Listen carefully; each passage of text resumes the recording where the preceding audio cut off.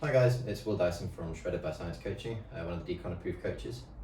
Today I'm going to show you an alternative to the leg extension that you can do at home using only a pair of resistance bands, or one resistance band, depends on how strong you are. It's really simple.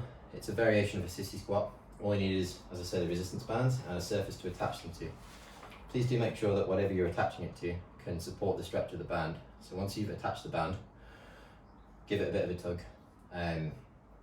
And just make sure that the surface isn't toppled over. For example, that could be a very painful injury if I were to pull that over onto myself.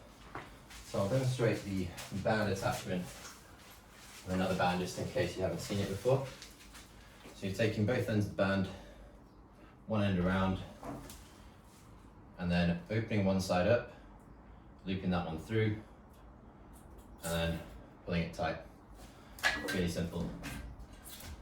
So once you've attached your bands, make sure they're attached low, because you're going to be pushing upwards. So you want the bands to stretch when you're driving through this. You want the bands to stretch when you're driving through the concentric portion of the movement. So I'm going to step into the bands, get them behind my knees, make sure that everything's stable. Make sure I'm braced lightly against whatever surface I'm supporting myself against. It's purely for stability. I'm not pushing with my arms or leaning into it to take off my body weight. And then from here, a couple of steps back, get some stretch on the band, however much you want. You'll get a feel for it as you do the exercise and decide how much you need. Then from there, I'm going to sink down into a sissy squat, and then push back up and extend with the knees.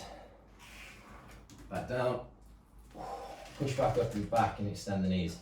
That knee extension is what's going to hit your quad as quads. Well, the sissy squats will anyway, but when you extend the knees with that additional band tension, it will increase the amount of stress it's going to put on your quads. It's quite tricky.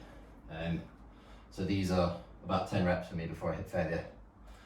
If you want to add some more complexity to the movement, definitely not going to stand in that all day.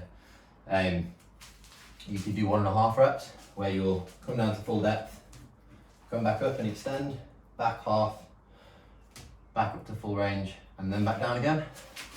And that would be what's called a 1.5 rep. So you count that as 1.5 rep. So you could do that to keep more tension on the top end of the movement. You could start far back, go to failure, take a couple of steps, go to failure, couple of steps, go to failure, take it a bit further, step out the band, and then do your normal sissy squats without the band. So there you've got a walking drop set. You could also superset them with another exercise like a compound. So this for me at the moment an okay enough weight, but if I added on another 5 kilos, 10 kilos aside, I really want a spotter to be around for that. So I'm not really going to be wanting to take that through to a true failure. So, but if I felt like there was still a little bit missing at the end of an exercise, I could then use something like that as a post fatigue. Or say you feel the way that you squat is a bit more glute dominant and you want to get a bit more out of your quads. Again, you could superset and use this as the post fatigue for your quads, because it's more direct on the quads than it is on the glutes. Well, it's barely any glute involvement. Yeah, so there's just a few examples of how you could incorporate that into your routine. They are really good, really simple, and obviously it only costs like what, $10, $20 for a band. It's not expensive.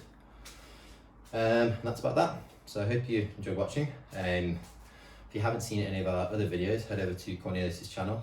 You'll see myself and the rest of the Decon team and the big man himself. And yeah, thanks for watching.